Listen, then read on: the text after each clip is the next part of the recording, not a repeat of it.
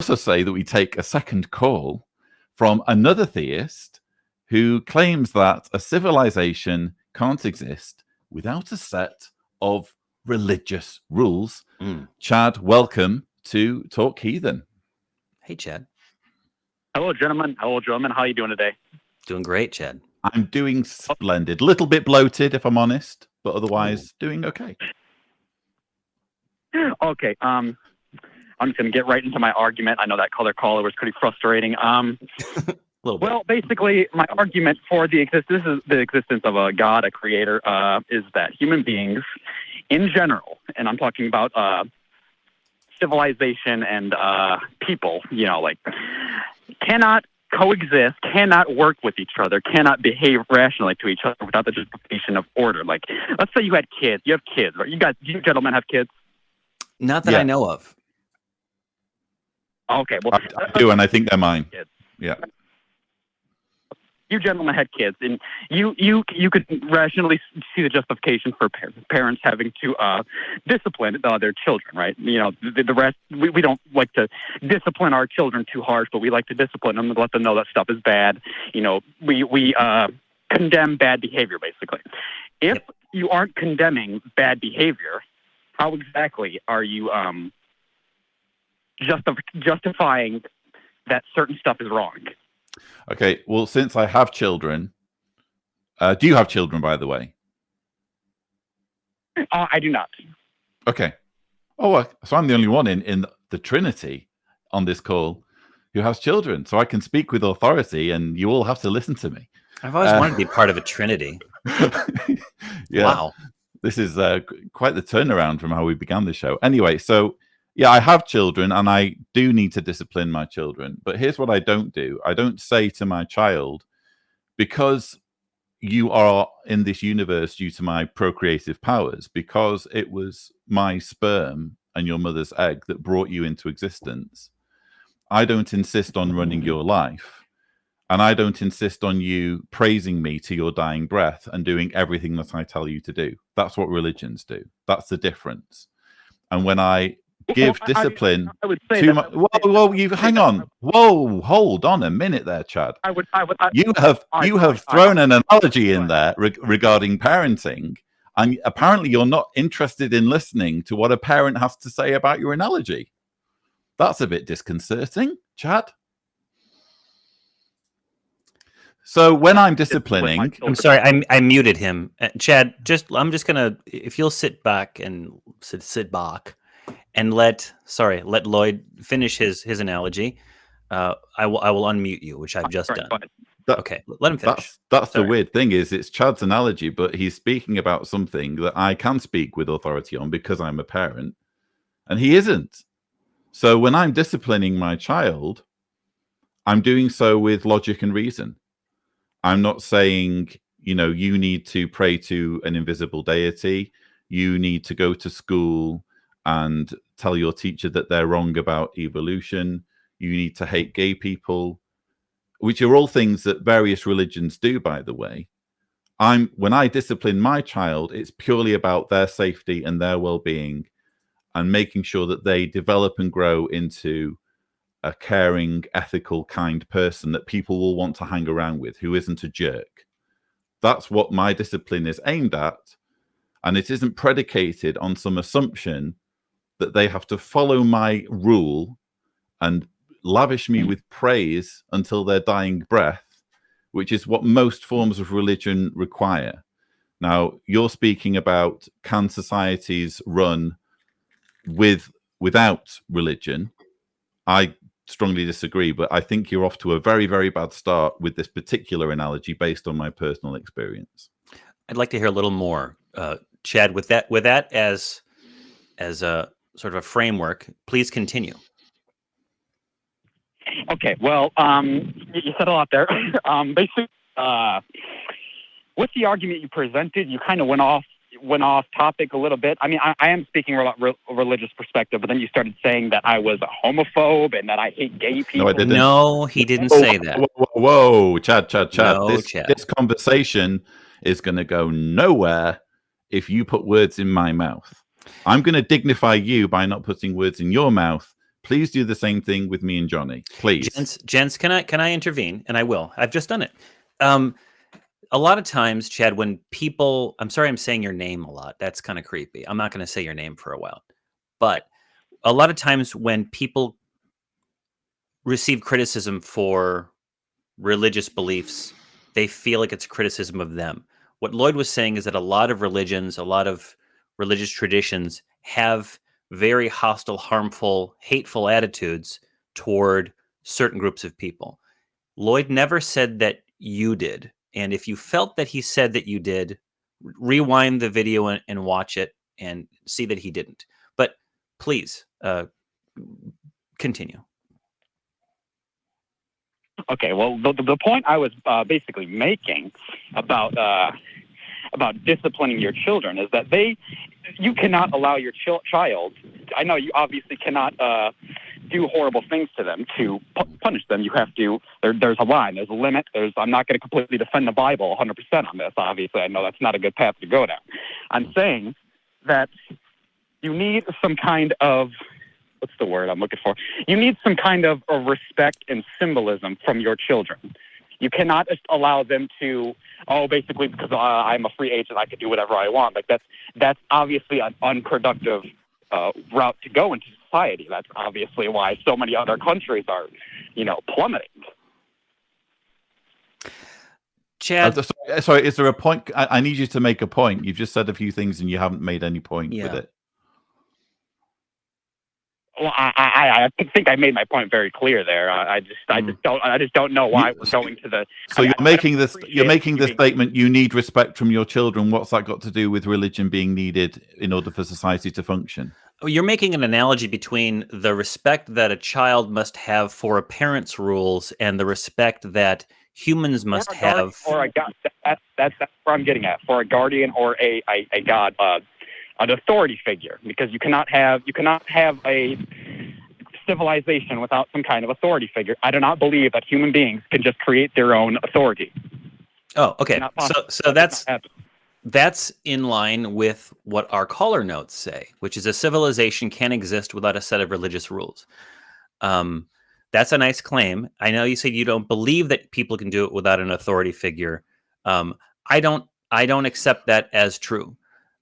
We live in a society in the United States and in Europe and in Asia and South America and Africa and all these other places where the people have agreed upon a set of acceptable and unacceptable behaviors with consequences for people who decide to act in one way versus another. Those rules oftentimes are modified by the consensus of a majority of the people in those societies or through their representatives. Like, for example, marijuana is an unacceptable, using marijuana is an unacceptable activity, and therefore it is punishable by fine and or incarceration. And then those people get together and they decide, hey, this isn't the kind of society that we want to have. It isn't very effective in preventing the kind of outcomes that we have. So we're going to legalize it and try to regulate it and try to tax it and do that kind of stuff. So those rules change. Yeah, but you're saying that society is basically a social contract. It does seem to be. We're all living each other alive because of a social contract we have with other people. That could only be reliant. That could only be reliant on some kind of supernatural being. Why?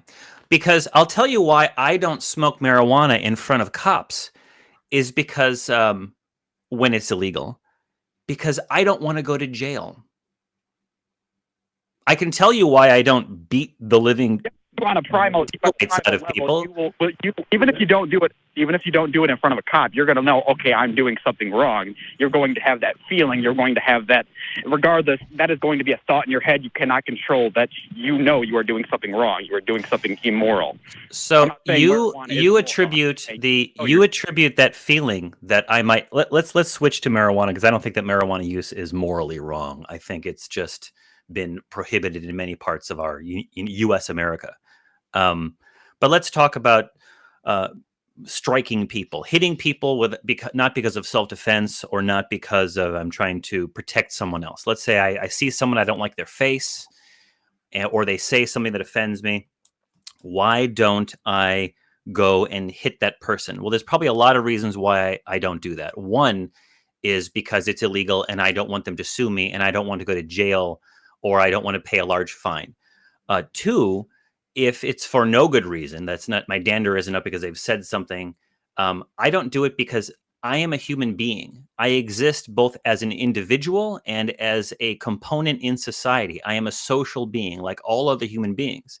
And I would suspect an instinctual desire for cooperation between me and other human beings. I have compassion. My feelings of sympathy flare up when I see starving children or sad little kids or people who are going through hard times.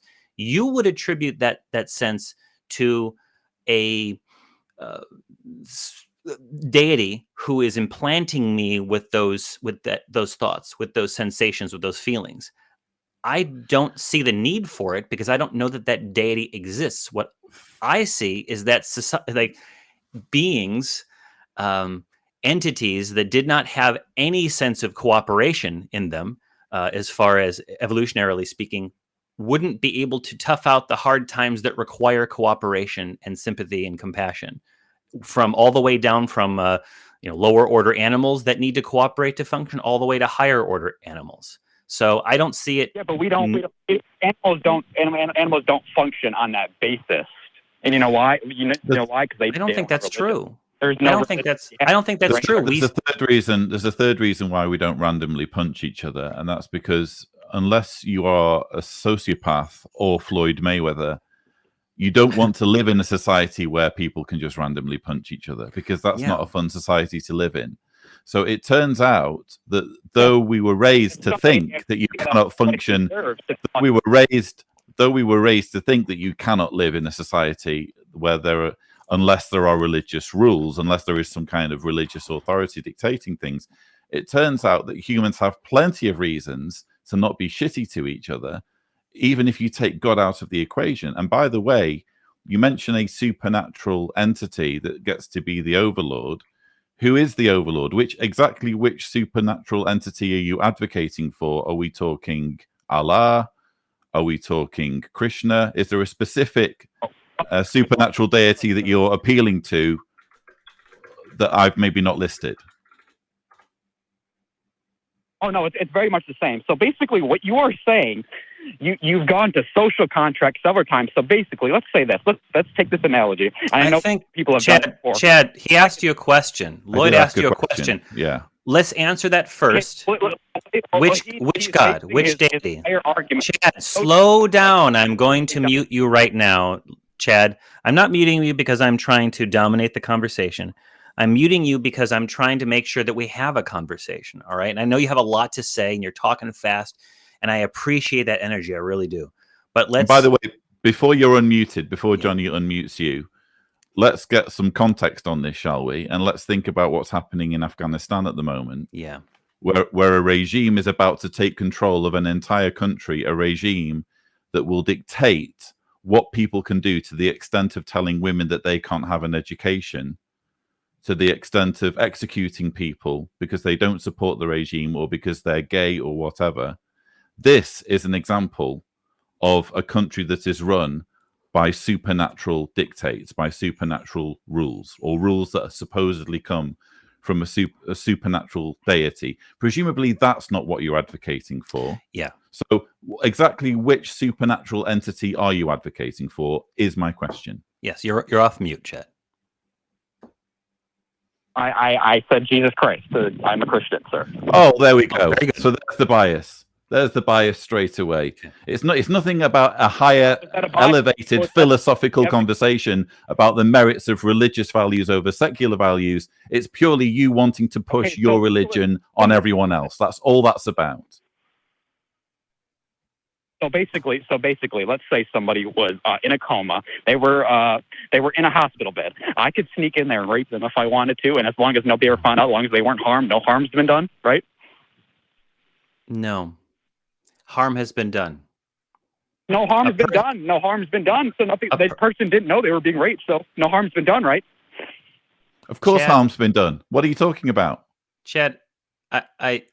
I assume You are you're basing joking that right now. I assume you're being snarky right now. Are you being snarky right now? No. Okay. No, I just find it a little irritating. Several of my questions have been dodged. Is that actually what you think that atheists believe? Is that no harm has been done when a person in a coma has been raped? I didn't say that in particular. I said you can make that argument, and it works with atheism.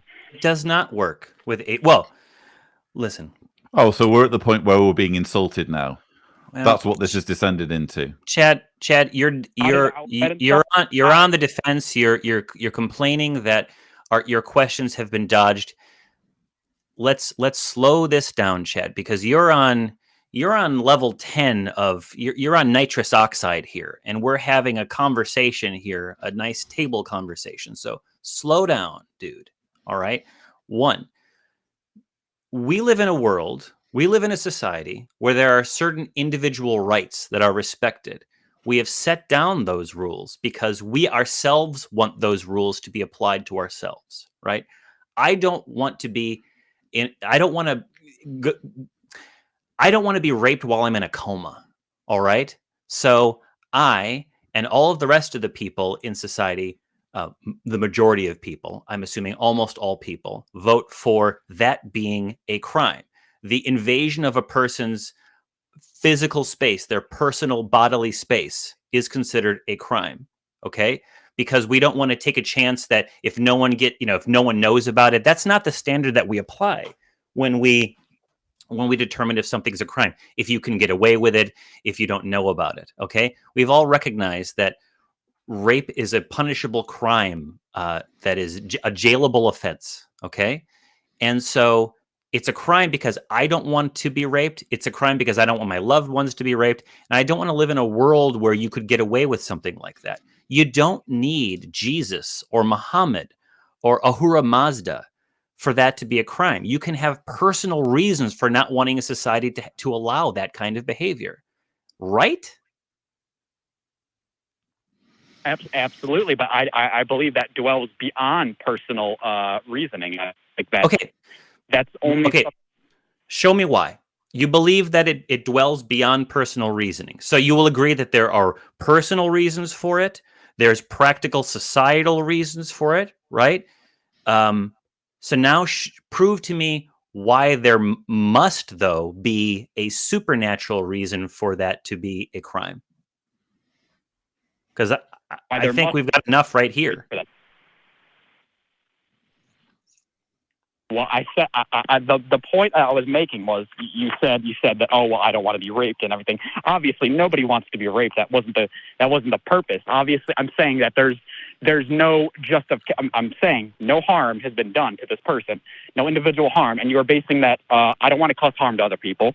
Well, this is a crime that well, at the end of the day, it is fucked up. It is disgusting, and I believe anybody who does it should burn in hell. Obviously. I am saying that basically it's very hard to make a secular argument against the fact that it wouldn't cause harm to someone. It does. I just made the argument. I don't want to be raped. Yeah, if you don't want to be raped, you're going to enact legislation to make sure that people aren't raped, whether they're in a coma or not. So there's your secular argumentation. Are you going to carry on beating this dead horse or not? Because you've strayed down a logical alley where you're not making any headway. So where's your reason? Where's your reason for justifying that we all need to live in a society that's dictated by Christian rules, which is what you're now advocating for? Because we've narrowed it down from society needs a supernatural leader to society needs Jesus Christ to dictate things. So where's your logical reason for saying, hey, you know what? Let's ditch secular laws, let's ditch religious plurality, and let's live in a caliphate where we all have to live by Christian dogma, irrespective of whether we believe it or not. Where's your justification logically for that? Yeah, let's have it. It was, well, I mean, it was based on America. It was one of the best countries in the world, and based on Judeo-Christian values. Oh, I knew you were going to say that. Oh no, Chad. Most I was hoping you were going to say that. It all comes out now. Oh, Chad, you're better than that. All right. Andrew Seidel wrote a book called The Founding Myth. You should go ahead and read that. Also, what are Judeo-Christian values? Are they don't rape, don't steal, don't murder? Yes. Are those Buddhist values? Yes. Are those Zoroastrian values? Yes. Are those human values? Are those values that I have without being religious? Are those, there's that tribe in Papua New Guinea that they didn't know about religion. Was that Papua New Guinea, Lloyd? Maybe you know about that. Where they didn't have a God concept. Please forgive me if I've got the wrong geographical location, but they didn't steal or rape or murder. I know you could say that these rules were written on their heart, but there are practical reasons for not wanting to steal, rape, and murder, except in certain instances you can steal if you're starving to death. This idea of Judeo-Christian values, part of those Judeo-Christian values are things that we actively do not have, like working on Sunday. You're not supposed to do any labor on Sunday. You're supposed to honor the Lord's Day, right? You can't make graven images. You must have only one God. You can't covet things. These are just not, those are not the rules that we follow in this society. And in fact, in most societies in the world don't have those as laws.